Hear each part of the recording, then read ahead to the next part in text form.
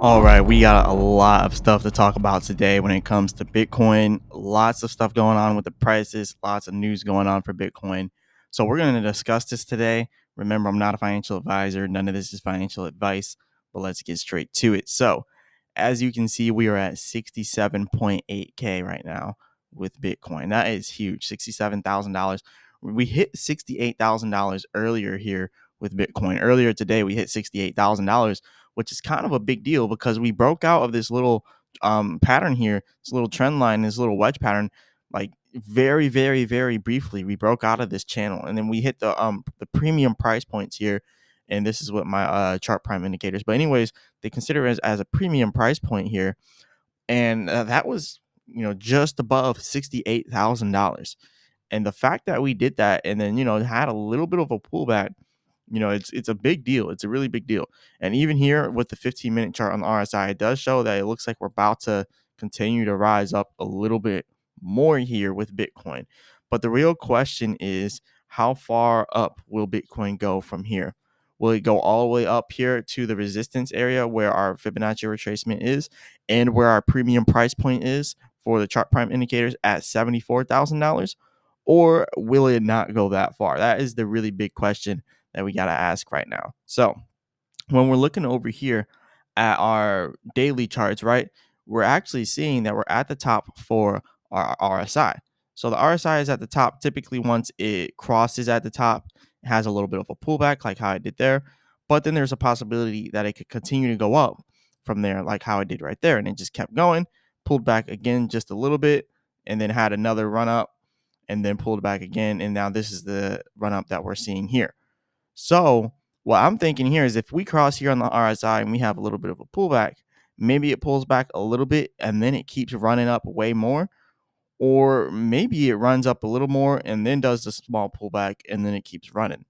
But either way, it does seem like Bitcoin might keep running and followed by a smaller pullback. That's what it's seeming like we'll be doing here very soon inside of Bitcoin. So it is seeming like we're going to have a little bit of a pullback, but it also seems like it's going to continue to run no matter how small the pullback is. It does seem like we're going to continue to run. And what's also interesting is we have a pattern growing here on the RSI. Usually this doesn't happen on the RSI, right? Usually we don't get these type of trend line patterns on RSIs.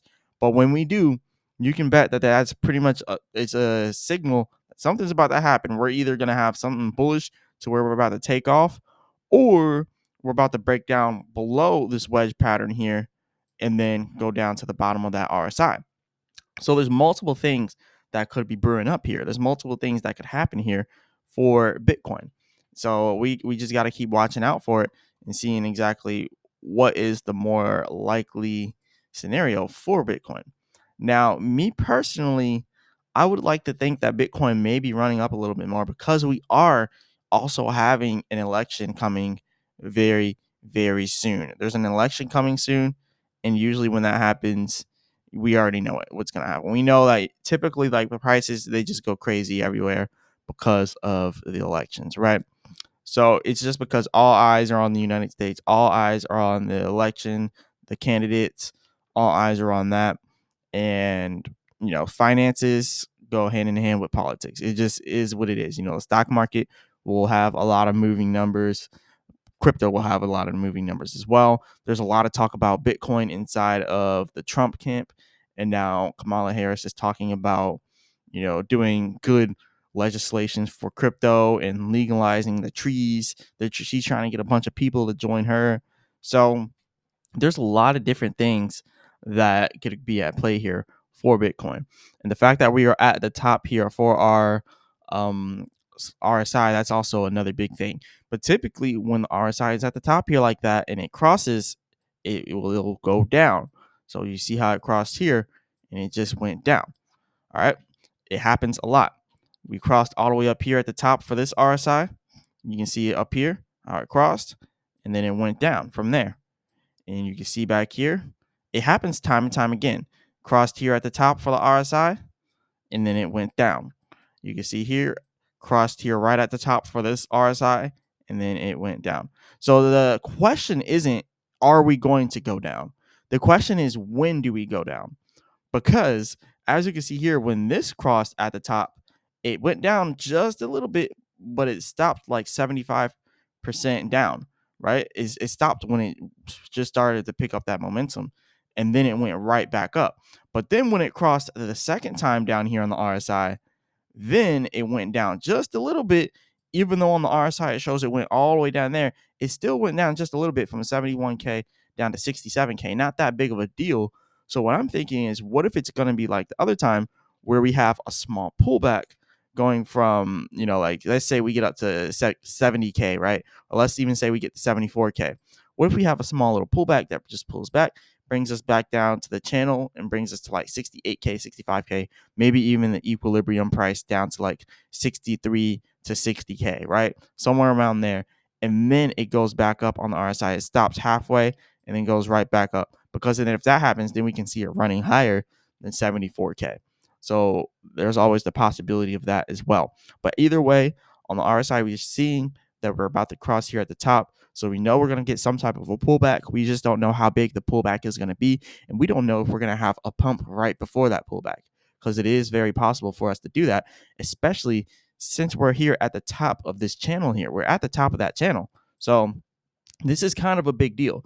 This is kind of a big deal. And I really wish I would have picked up a lot of Bitcoin and crypto in general at this time, because it's a textbook play right there. It is literally a textbook play. We are literally at the bottom of the RSI right there after it hit it for the second time, right? So the first time the RSI bottomed, it bottomed out here. So you could have bought there and still been good, right? But then it showed that it was going up just a little bit. It kind of did a fake out on us, a bull trap, and then it kept going down. And then it bottomed out again. That second bottom out should have been a signal to everybody that it's a perfect time to hop in, right? So right now, I'm not about to miss another opportunity to, kind of take a step back and be like, all right, we're at the top of the RSI. The time to buy was actually way back here. Time to buy was when we were at 60K Bitcoin, okay? And then the time to buy before then was back here before the RSI kept going up. And that was back when we were at 52K, 53K. So that was the time to buy back then. So we're always getting these opportunities to buy. You just got to be confident inside of your abilities to track these markets.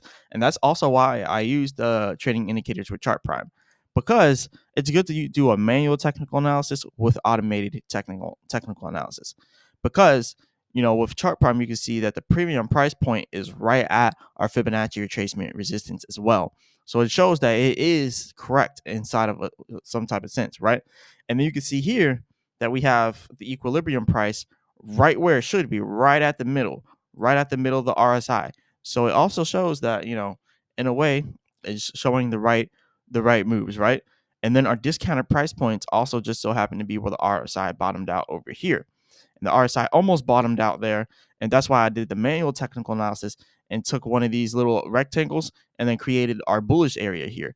That's why I created this area for the bullish momentum, because we always have bullish momentum inside this area. Back in February 2024, February 19th of 2024, we had bullish momentum, and that was a good resistance for us, and we were just bullish there. And then a second that we hit the same level here in August 3rd of this year, you can see, well, August 5th, August 3rd, same thing.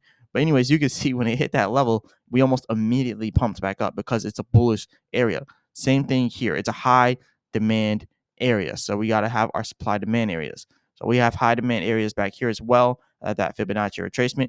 So it's always good to do your manual technical analysis with your automated indicators.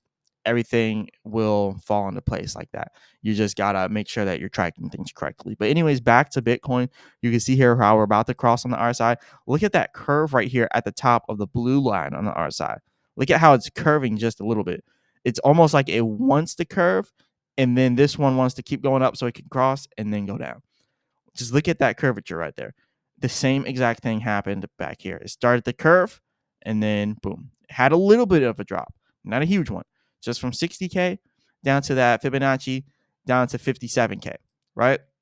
And then it kept going up on the RSI, which was seen by this movement here.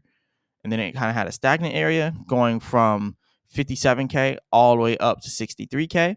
Then you can see the RSI goes down just a little bit, and then it keeps going up a little bit more from 63K up to 65K. Well, really 66K. And then when it dropped down to the bottom of the RSI there. All right. And then you can see from there, that is where it bottoms out at 60K, going from 66K to 60K flat. Went up just a little bit. RSI goes up with it.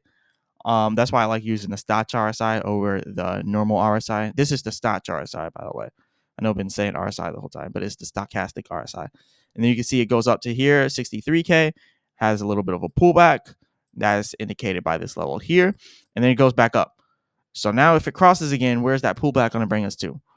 Well, if you look at these candlesticks here, where is that main huge candlestick ending at? Well, it's ending at 65K, really 66K. Where was that last resistance? 66K. So if we have a pullback, quite possibly it could be 66K, and then we keep running. I don't know. This is just this is just speculation at this point. But that's what it's looking like. But we know there's going to be some type of pullback because that's how the RSI works. We don't know if it's going to be big or small. But anyways, this is pretty much all I got for that. Now we got a lot more stuff to talk about with Bitcoin in the overall crypto market. Look at this. Bitcoin up 9.7% in the last 7 days. These are really big numbers for Bitcoin, I should tell you, because all the other cryptos are used to seeing huge numbers like that. Bitcoin is not. So we are seeing a lot of big movements in the market, and Bitcoin is kind of having one of the biggest movements out there. So that's pretty big. It's pretty big.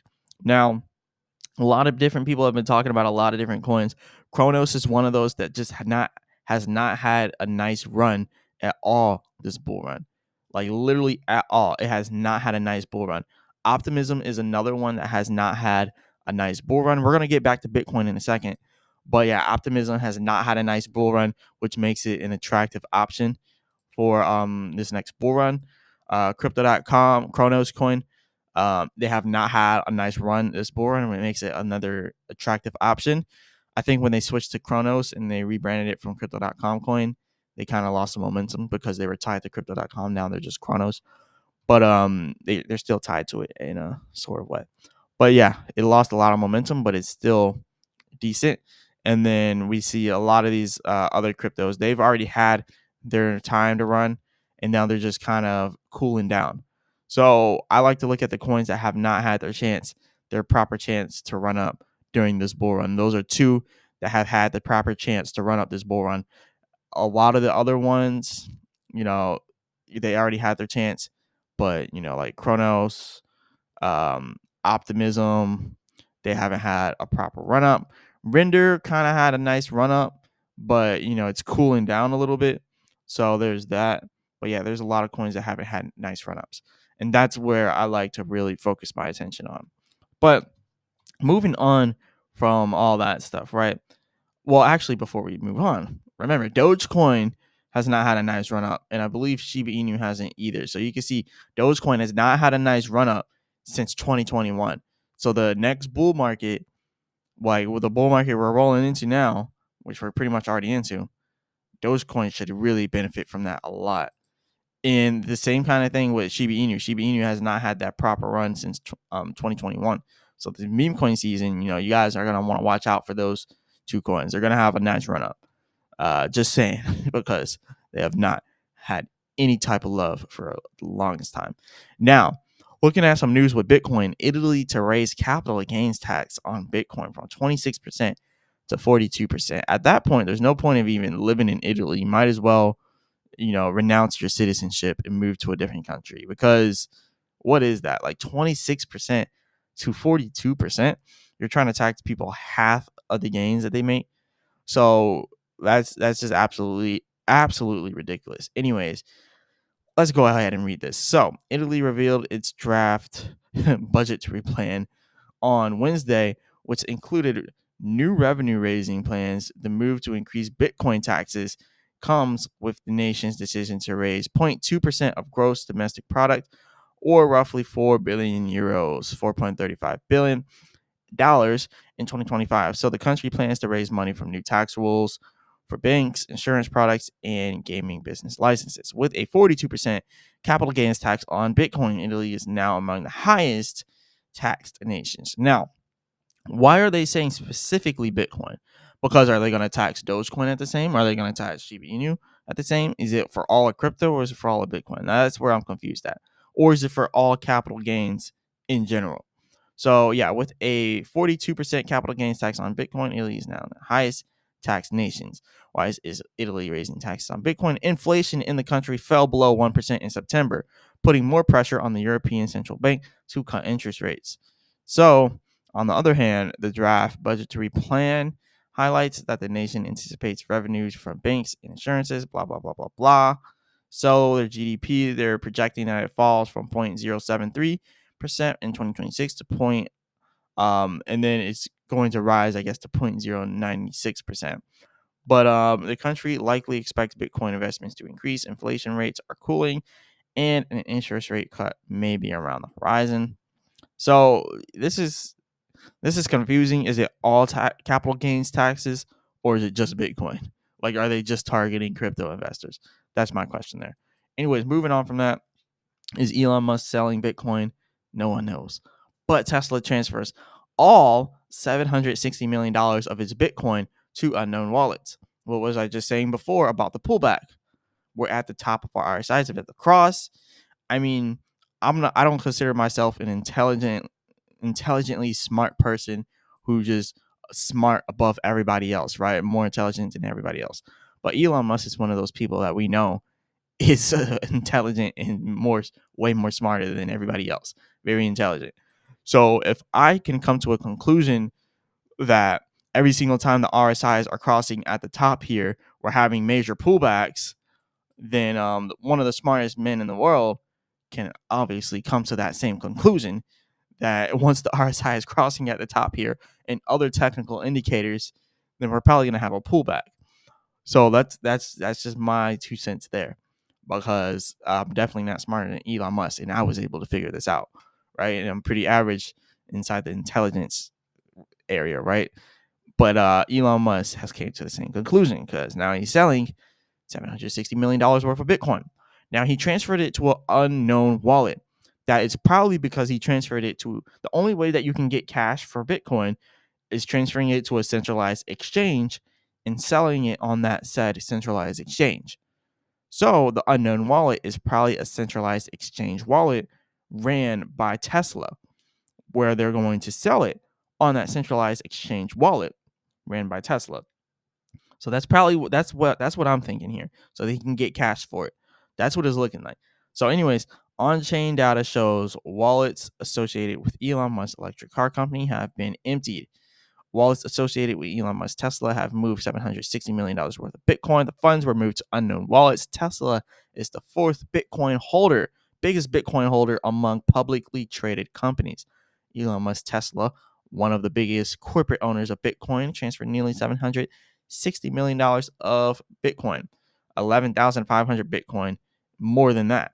So the wallet now only has $6.65 worth of Bitcoin in it. So he literally sold all of it from Tesla. He's selling Bitcoin. All right. That's as simple as that. Why would he be moving it to another wallet? You don't want to move that much money, like, just willy-nilly. You don't want to do that because there's a possibility things can go wrong. So you typically don't move it unless, like, your wallet's compromised, and his is not. Anyways, Tesla bought $1.5 billion worth of Bitcoin in February 2021, which it was when Bitcoin was going up. And then he bought it because he knew he was going to make a bunch of money. But instead of making a bunch of money, at some point, he owned as much as 2.5 billion worth because, the money went up. So he had a lot more money. But then when he sold 75% of his holdings in early 2022, he sold at a loss. So I don't know what's happening there. He held it for too long. All right. He held it for too long. He didn't sell it when he should have. He should have sold it when it was worth $2.5 billion. But he sold it at a little bit of a loss because, he just held it too long. Yeah. And then actually, if you go back here and look at 2022 prices, that's when everything started to drop. So it's obvious, he did sell it at a loss. But if you also look at 2021, when he bought in February, he kind of bought close to the peak. He bought like 49.50K, went down, went up a little bit more. He bought some more of it. And then it went down, and then he just sold down here. So he actually made no gains there. And he's probably thinking, all right, not this time. It ran up. He's paying more attention to it now. And he's like, look, we might as well just sell what we got now. That's what it's looking like here. That's what it's looking like. He also said Musk had also previously announced back when Tesla first acquired its Dash that the company would soon accept Bitcoin payments, but the plans were dropped shortly after due to environmental concerns. While some of Musk's companies, including Tesla and SpaceX, hold Bitcoin on their balance sheets, it's unclear how much the formerly Twitter owner believes in the crypto himself. So, obviously, he believes more in Doge than Bitcoin. Well, he believes in Bitcoin, but he believes in Doge as well. So maybe he put the money in Doge because Doge hasn't had its run up, like I was saying before. Doge has not had a good run up the whole time. Remember, when money sells out of Bitcoin, where does it go? It flows into altcoins and meme coins that haven't ran up yet. So Bitcoin's at another peak. Dogecoin still has not reached that peak. When money sells out of Bitcoin, it'll start flowing into other things. It might flow into Doge. Maybe that's his analogy. I don't know. Maybe I don't know. We can speculate all we want, but the point is he transferred the Bitcoin and he most likely sold it. That's the point here. Okay. Anyways, moving on from there, why Bitcoin has 12% upside in the weeks before the election. So a lot of people have more speculations. They're saying Bitcoin could hit a fresh all-time high ahead of the presidential election. The firm is taking its cues from MicroStrategy. Bitcoin linked stock trading at a premium to the token. Standard Chartered estimates Bitcoin could hit 73.8K in the next few weeks. Remember what I was saying before? Maybe a small pullback followed by an even bigger run up in the price, going up to our resistance at 74K, where our automated trading indicators are showing the resistance, as well as the manual technical analysis with the Fibonacci retracement, as well as that being our previous high back here, March 12th. You're seeing where all this is headed. Like everything is lining up. When everything lines up inside of technical trading patterns, you can bet on it being at least 90% correct, right? Now, Bitcoin bulls have been searching for another all-time high, blah, blah, blah, blah, blah. Could reach 73.8K, blah, blah, blah, blah, blah. To back this, Kendrick cited a shifting pattern in how Bitcoin has traded against MicroStrategy, a firm best known for accumulating massive amounts of token. Of the token, Bitcoin's not a token, it's a coin. They should know this by now because they do this for a living. But anyways, a stockpile that recently reached 252,000. All right. They got some errors here with their grammar, right? A stockpile that reached, but they meant to say a stockpile that recently reached.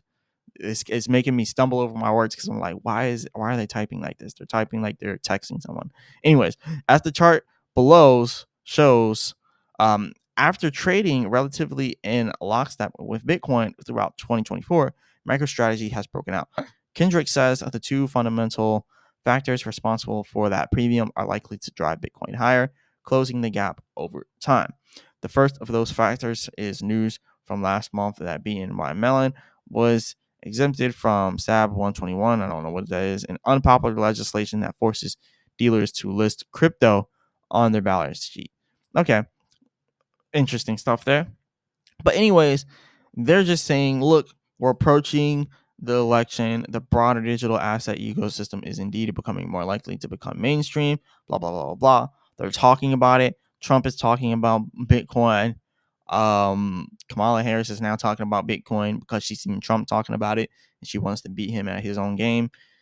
Trump obviously doesn't know much about Bitcoin, and Kamala Harris obviously doesn't know much about Bitcoin either. Neither one of them do. But they know that Bitcoin is the future because that's what everyone's talking about. So they're trying to talk about it as well. But remember what we say inside of the crypto community. When people who know absolutely nothing about crypto and about Bitcoin start talking about crypto and Bitcoin and how it's the future, you know you reached the top of the bull market. Because, well, not necessarily the top, but you know you're about to reach the top. So we're about to reach the top of the crypto bull market. Maybe we haven't reached it yet. Maybe it'll keep going to 100K, but they're starting to talk about it, which means that normal people, I almost said normies, but look, normal people that know absolutely nothing about crypto are about to start flowing into crypto They're literally about to start flowing into the crypto market. And as they do, prices are going to skyrocket. People are going to FOMO. This is the FOMO cycle. People are going to start FOMOing now. Normal people who know absolutely nothing about Bitcoin and crypto are now talking about it, which means that's FOMO. If they're talking about it, that's FOMO. It's the fear of missing out. They don't even know about it. They don't care about it, but they know it's the new hot thing. So now they're talking about it because they have the fear of missing out. That is what FOMO means. So they're going to shoot the price up and boom, it's going to level out. It's going to max out. It's going to hit the peak and then it's going to crash. So that's what happens every single time the normal people start to, gather around crypto. And that's exactly what's happening now. So we just got to prepare. But anyways, if the Republican candidate returns to the White House, he estimates that Bitcoin could surge as high as 125K. And he probably has, Trump probably has some analysts, some Bitcoin analysts on his side. So they're probably giving him some tips. Maybe 125K is going to be the peak. So yeah, Trump being elected will be good for crypto. And then you have Kamala Harris that wants to be elected. And now she's talking about crypto because she sees that it's a new hot thing. But the problem with her being elected is even if she does get elected and she's talking about doing good for crypto, she also wants to raise capital gains tax by a lot. And she wants unreal capital gains tax on unrealized gains. So she's really not for crypto and for Bitcoin. She's really not, even though she's saying she is. She wants it to go up and she wants to make good laws for it so then she can tax it at insanely high rates. That's pretty much what's going on with that. But anyways, we're going to see exactly what happens here with this whole ordeal, because either way, something big is going to happen and something bad is going to happen right after that. Anyways, this is all I got for y'all today. Remember, I'm not a financial advisor. None of this is financial advice. Definitely hit the like button and subscribe, all that good stuff. If you want the automated trading indicators with Chart Prime, the link will be in the description. And as always, I'll be back with another video.